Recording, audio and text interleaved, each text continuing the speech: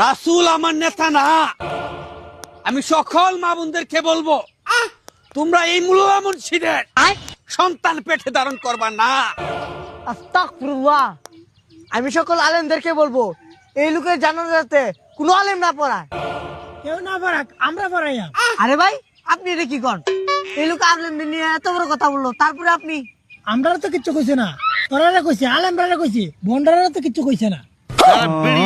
জায়গা মতো কি একটা ফোর্স দিয়ে দিই এটা যে কিছু ব্যাপার তাহলে উল্টো উল্টো হতাহত একজন আলেম বিদ্বেষী একজন রসুল বিদ্বেষী বেলা বলে এত মায়া আরো 372 সংগঠন মানুষ বেগুন করে গালালি করতো বাজি এখানে বিডিএন দিয়ে মোটামুটি বেশারজ্ঞ ভিডিও যারা ভিডিও গিয়ে ভিডিওর কর্তৃপক্ষ অন্তর অন্তর তো ধন্যবাদ জানাই।